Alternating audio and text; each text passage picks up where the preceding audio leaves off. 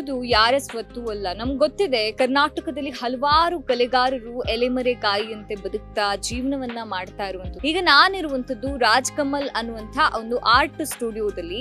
ಇಲ್ಲಿ ಬೇರೆ ಬೇರೆ ರೀತಿಯ ಕಟ್ಔಟ್ ಗಳನ್ನ ಮಾಡ್ತಾರೆ. ತನ್ನ ಕಲೆಯನ್ನ ಮುಂದುವರಿಸಿಕೊಂಡು ಬರ್ತಾ ಇರುವಂತಹ ರಾಜ್ ಕಮಲ್ ಆರ್ಟ್ ಸ್ಟುಡಿಯೋದ ಕಲೆಗಾರರ ಜೊತೆ ಮಾತನಾಡಿಸ್ಕೊಂಡು ಬರೋಣ.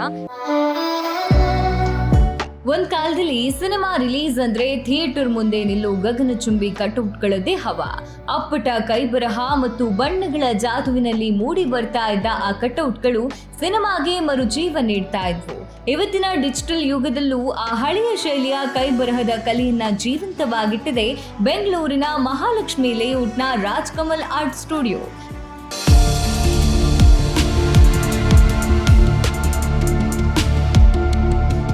ಬರೋಬ್ಬರಿ 85 ವರ್ಷಗಳ ಸುದೀರ್ಘ ಇತಿಹಾಸ ಹೊಂದಿರುವ ಈ ಸ್ಟುಡಿಯೋ ತಲೆಮಾರುಗಳಿಂದ ಕನ್ನಡ ಚಿತ್ರರಂಗದ ಸ್ಟಾರ್ ನಟರ ಬೃಹತ್ ಕಟೌಟ್ಗಳನ್ನ ಕೈಯಲ್ಲೇ ಚಿತ್ರಿಸುತ್ತಾ ಸಾಂಪ್ರದಾಯಿಕ ಕಲೆಯನ್ನ ಉಳಿಸಿಕೊಂಡು ಬಂದಿದೆ. ಅಪ್ಪ ಬಿಟ್ಟು ಹೋದ ಈ ಕಲಾ ಸಾಮ್ರಾಜ್ಯವನ್ನ ಕೃಷ್ಣ ಅವರು ಇವತ್ತಿಗೂ ಅತ್ಯಂತ ಭಕ್ತಿಯಿಂದ ಮುಂದುವರಿಸಿಕೊಂಡು ಹೋಗ್ತಿದ್ದಾರೆ.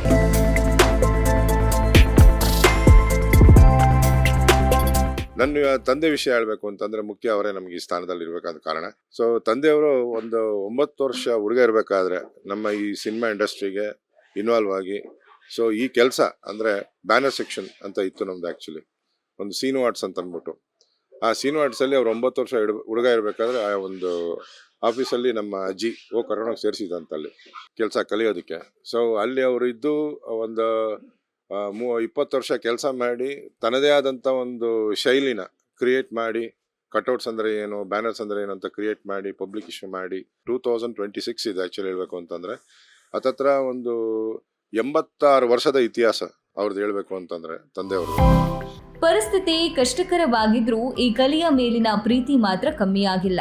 ಅದರಲ್ಲೂ ಕೊರೋನಾ ಲಾಕ್ಡೌನ್ ನಂತಹ ಕಠಿಣ ಸಂದರ್ಭದಲ್ಲಿ ಈ ಕಲಾ ಮಂದಿರಕ್ಕೆ ದೊಡ್ಡ ಆಸರಿಯಾಗಿ ನಿಂತಿದ್ದು ಸ್ಯಾಂಡಲ್ವುಡ್ನ ಹೆಮ್ಮೆಯ ನಟರು.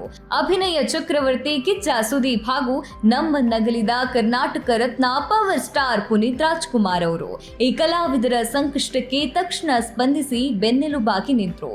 ಆ ಮಾನವೀಯತೆಯ ಕ್ಷಣಗಳನ್ನ ಇವತ್ತಿಗೂ ರಾಜ್ ಕಮಲ್ ಸ್ಟುಡಿಯೋ ಅತ್ಯಂತ ಭಾವುಕವಾಗಿ ನೆನೆಯುತ್ತೆ. ಸರ್ಕಾರ ನಾವು ವಿಚಾರ ಹೇಳಬೇಕು ಅಂತಂದ್ರೆ ಅವ್ರ ಹೊಟ್ಟೆ ತುಂಬಿಸ್ಕೊಳಕ್ಕೆ ಅವ್ರ ಟೈಮ್ ಇಲ್ಲ. ಇನ್ನೊಬ್ಬರ ಹೊಟ್ಟೆ ಬಗ್ಗೆ ಎಲ್ಲಿಂದ ಯೋಚನೆ ಮಾಡ್ತಾರೆ? ಈ ತರ ಒಂದು ಪ್ರಜೆ ಇತ್ತು, ಈ ತರ ಒಂದು ಕಲೆ ಅನ್ನೋದಿತ್ತು, ಈ ತರ ಕಲೆ ನಾಶವಾಗ್ತಿದೆ, ಈ ನಾಶವಾದ ಕಲೆನ ಏನ್ ಮಾಡ್ಬೇಕು ಅನ್ನೋದು ಆಲೋಚನೆ ಮಾಡೋದನ್ನ ಯಾರು ಇಲ್ಲ.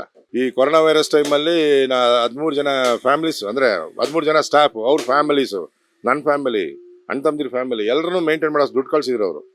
ಅಪ್ಪು ಸರ್ ನಾಡೆ ಜೋಗ್ ಇಸ್ ಅ ಸೀರಿಯಸ್. ಅವರು ಆಗಲಿ ನಮ್ಮ ಸುದೀಪ್ ಅವರು ಕೂಡ ಕಳ್ಸಿದ್ರು. 13 ಜನ ಸ್ಟಾಫ್ ಅಂತ್ಯ, ಅವ್ರ ಸಂಸಾರ ಅಂತ್ಯ ತಗೋ.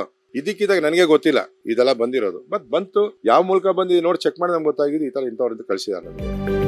ಡಿಜಿಟಲ್ ಬ್ಯಾನರ್ಗಳ ಯಾಂತ್ರಿಕ ಜಗತ್ತಿನ ಮಧ್ಯೆ ಕೈಯಲ್ಲೇ ಬಣ್ಣದ ಬ್ರಷ್ ಹಿಡಿದು ಚಿತ್ರ ಬಿಡಿಸುವ ಈ ಕಲೆ ನಿಜಕ್ಕೂ ಅದ್ಭುತ, ಅನನ್ಯ.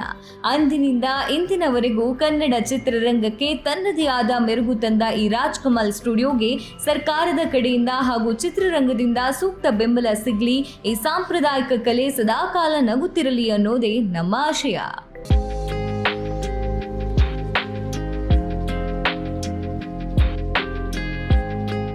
ಕಲೆಯನ್ನ ನಂಬಿ, ಕಲೆಗೆ ಒತ್ತು ನೀಡಿ ಯಾವ ರೀತಿ ಸಂಕಷ್ಟದ ಬದುಕನ್ನು ಸಾಗಿಸ್ತಾ ಇದ್ದಾರೆ ಅನ್ನುವಂಥದ್ದನ್ನ ಕೇಳಿದ್ರಲ್ವಾ.